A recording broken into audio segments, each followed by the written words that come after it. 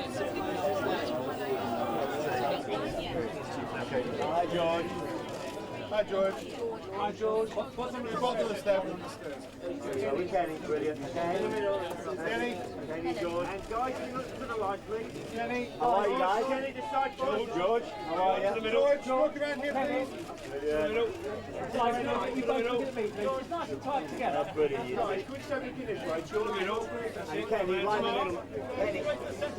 Kenny, round to your left, right, Kenny, Kenny, George, George, George and Kenny. And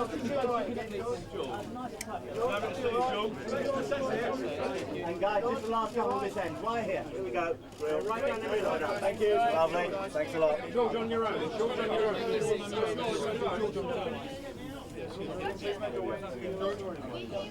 Thank you guys. Thanks you guys. Thanks a lot. Hello, Matt, Sky News. Okay, Sky News. Let's do this.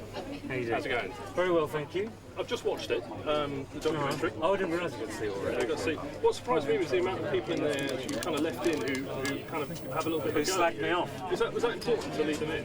Yeah, absolutely. Yeah, I didn't want it to be, I didn't want this to be a kind of whitewash thing. It's quite important to have people who object to you to balance things out, because obviously there are a lot of my friends and my father speaking. So, I mean, they're quite often seen these things as a bit of a vanity project. I mean, what's your film really like? I don't really think it's a vanity project. I think it's really a way of trying to. It's ultimately, this is a Christmas present for my fans. Ultimately, this is why this is on now. I just thought, considering how little I've actually given in terms of promotion to a lot of my fans, especially internationally, I thought they'd they'd probably enjoy the experience of seeing it on the big screen. So it'll be going to DVD next year, but this for a little while it'll be available to see on the big screen. And watching it back, what was your kind of feeling? I mean, did you enjoy the watch, or because you're not really that comfortable?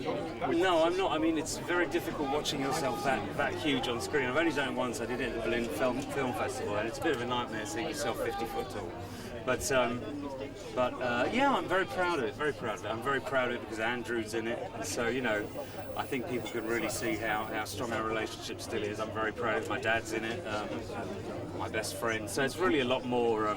It's a lot more candid than most things would be, I suppose. Monumentous day for gay rights today. What difference is it going to make? No, that's not one. Okay. Have you not got a view? No, I've got a view, but that's not what I'm here to talk about. Okay. And I think that was explained. Okay, thank you very much. Okay. Bye. Yeah, broadcasting.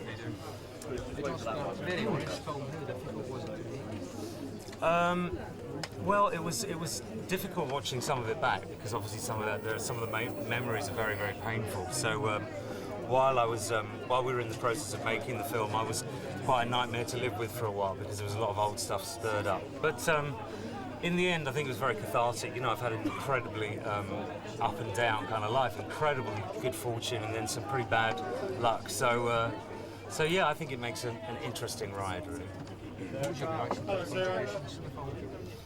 I'm glad that there are so many people slagging me off in it. I think it's always amusing to have people who are of the opposite view to most people in the film, because most of the people in the film are friends of mine. So it's quite important to get the occasional nastiness thrown in there, I think. Ooh, high point, possibly the point where I won the best R&B singer in the AMAs in '89. That's in the movie, but and lows, I guess, losing the court case after taking 3 years out of my career. Surprisingly, I don't consider my getting arrested being a low at all. But that's all kind of explained in the film as well. Thank you. Hi, Antonia 18. Nice Hi, how you doing? You sort of build in the film that the whole sort of celebrity side of your life is very, very difficult to deal with. How difficult is it for you to be here tonight? And is this kind of a pleasure pain thing tonight? Well, as you can see, my fingers are tightly clenched. No, I'm basically sweating with nerves right now because this is not easy for me. I have a kind of phobia about cameras. Hello, which is why I'm not on the television very much. But this is something that I'm doing for my fans, and in order for them to see it, they've got to know it's out there. So yeah, I'm here braving the media for the sake of a Christmas present for my fans. So Merry Christmas, fans. we appreciate it. I was one of your fans. I Oh, was great. the one What do you mean was? What do you mean was? Oh, well, you know, still am. There Okay. you go. But you know, looking back, you say one of the most difficult moments is obviously you knew you were gay, and yet you were one of the most famous people in the world, and you couldn't open that up. How difficult was that for you, and how did life change once you came out? Well, I think probably the film probably doesn't actually. I suppose it doesn't express how much of a relief that whole that whole process was, the whole thing in '96. But definitely changed my life. I mean, I think very possibly without that moment in pop history, I probably wouldn't be here tonight, because this film might not have been as honest as it is. You know. And are you going to go to Elton's wedding? And what would you buy him if you were going? I'm not talking about that today. Sorry. All right. Okay. Sorry. Okay. Thanks very much. Yes, I'm just getting them up here now. Getting them now. Sorry, my mouth, my with nerves, my lips are sticking to my teeth. So who's next? I don't know, you're done, right? Allegedly. You're supposed to be fighting. I would have. I was supposed to Pleasure to be meet you. My name's John, Hey, and I'm the only person probably in this line who grew up in Watford.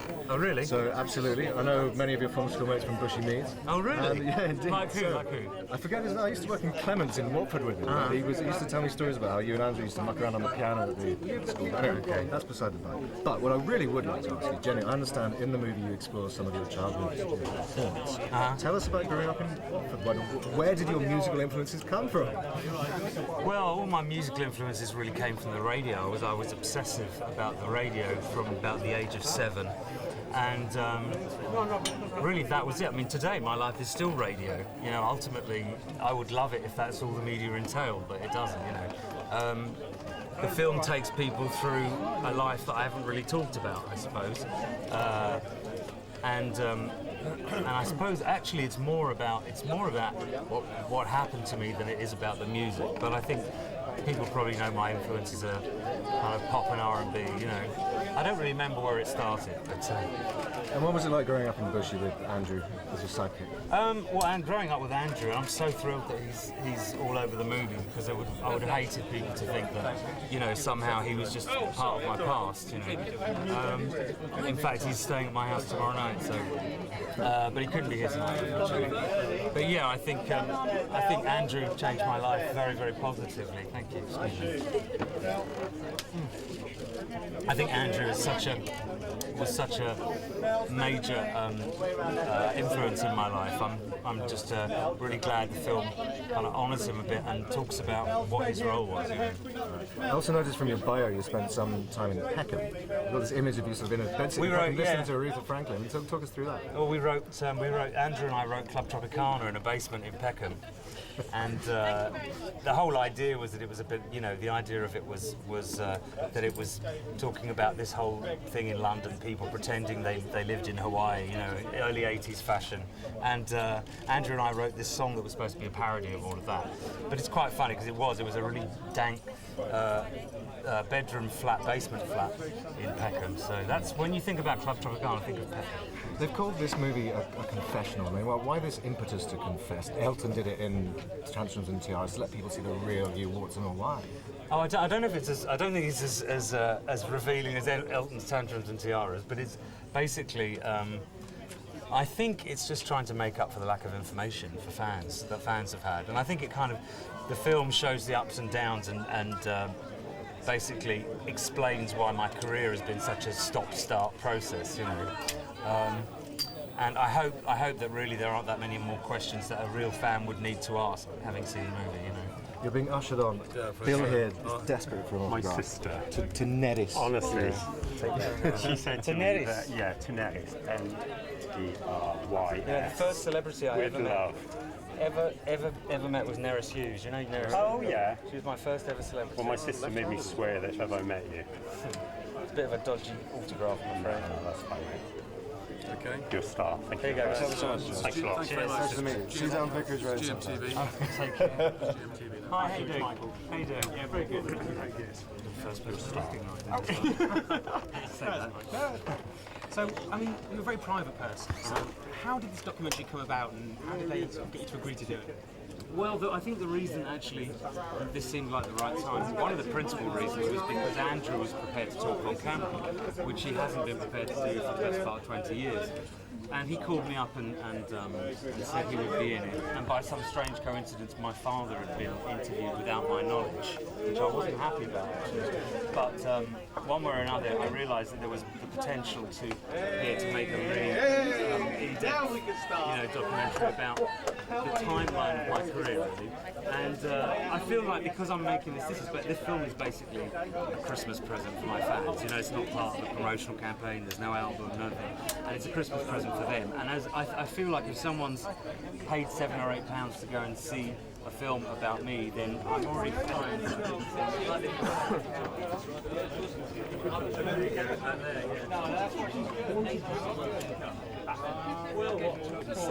But really, having a parent telling you can't do something is one of the best reasons for fighting for it. You know, so in that way, I'm very grateful to him because he definitely gave me a lot of strength to prove him wrong.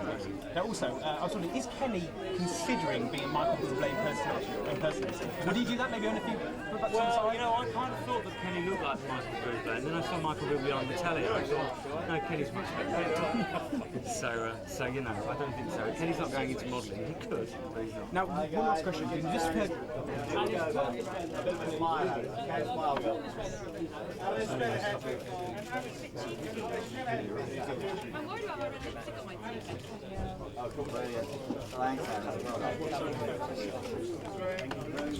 Yeah.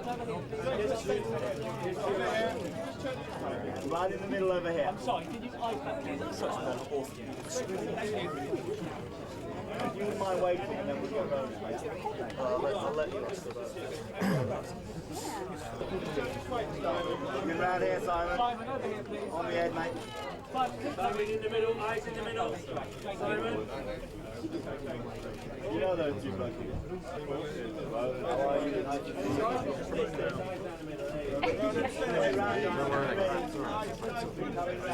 Guys, could you move to the side, please? Thank you.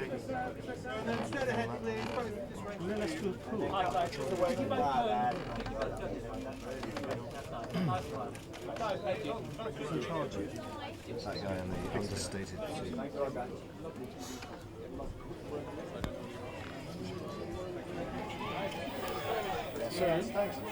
Hi, Ronan. Hey guys. Hi. How you doing? Chinese. Hey man, how are you? Nice to see you. How's things? You well? Yeah. Matt from Sky Hi News. Matt, How you doing? You well? Yeah, not too bad, not too bad. George Michael fan then? Ah, yeah. My first record I ever bought was last Christmas. On Wham, you know, many moons ago. So. What is it? Why has he lasted then? The songs. That's what's really what stood the test of time is the music. So it's really the bottom end of it. And as a fellow singer, do you rate him? Oh, I'm a big fan of him my whole career. What is it? Why do you give him top half? He's just a great songwriter, great vocalist. He's great energy. It's a quick headshot, Chris. Okay, can I ask you about online music? Excuse me, guys. Digital music. There's an action being brought to raise you, the songwriter, stake up to 12%. I mean, what do you feel? Do you feel you're getting underpaid at the moment? Listen, we don't get underpaid, that's for sure. We get a lot of money for what we do and we're very lucky, but you know, I think what we're trying to really approach is the illegal downloading of music, and that's the biggest problem. And you know, I think if we can target that and fight that cause first, then the other issues will follow. It has gone legit though, hasn't it? Yeah, I mean with iTunes and stuff like that, it's starting to work out, it's starting to balance out. But there's still LimeWire and all those other sites out there that excuse me, guys, daily, and it's illegal, it's criminal, but it's still happening. I mean, what's your opinion though about raising that percentage? Do you think that's fair for the songwriter? Yeah, I mean, you know, if someone was selling a painting, you know, it's the same thing. You know, you got to look at it that way. The song is the same. It's a piece of art. They should get what they deserve. Thanks. Cheers. Thanks a lot. Thank you. Cheers. Hi guys. Hi Ronan. Hello. Sorry, How you doing? You well? Yeah, I'm a big fan, and he's a friend of mine as well. But I've been, you know, listening to his music for years. My first record I ever bought was last Christmas from Wham. And he's a dear friend of mine. Absolutely. I mean, he's one of my heroes growing up. Spectacular. I mean, records, whatever has been across the world, and can't answer better than that. Cheers, thanks. Okay, hi Ronan. Hi, how's it How are going? you You well? doing? Good, yeah. So, ask you once more. I mean, impact that George had on you. And, Yeah, I mean, you know, I've been a big fan my whole life. My first record I ever bought was a Wham record, so I mean, I've been listening to the music my whole life. Faith was an amazing album. Listen Without Prejudice was a stunning album, and on. I mean, older, he hasn't stopped making great music. and Christmas is coming up. Plans for the family? You big Christmas fan? Yeah, well, Christmas is important in our family. We're in New York the weekend with the kids, and they had a ball. So, Christmas special. I have to go to India tomorrow for the MTV India Awards. So, I do that, and I'm home then for Christmas. I can't wait. And what's next for you? I mean, obviously. I'm just finishing the new record now. It should be out in March. Please God. First single about January, February. Thanks a lot. Thank you. Better find my wife. Very quick one. Yeah. Hi, how's it going? Be on. Sure, yeah. No problem. The inevitable question, are you a whammy? You're a wham boy? First record I ever bought was a Wham record. So yeah, no, absolutely. What's the influence? The music, it's great songs. It's great pop records. Which one? Are we talking about Fantastic or the first one? No, well, my first record I ever bought was Last Christmas. Actually. Charles. Yeah, a long way from me. Thank you very much. I read it. 36 units. Yes, come out and walk in. Tonight. I haven't seen it. Yeah, we were back now. Yeah, first record I ever bought was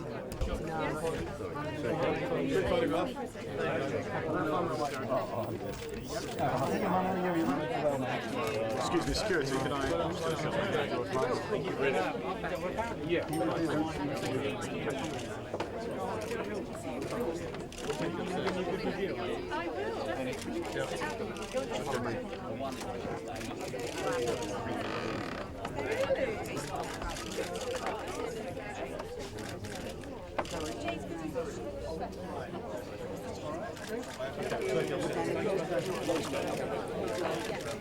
Go upstairs. George, this one.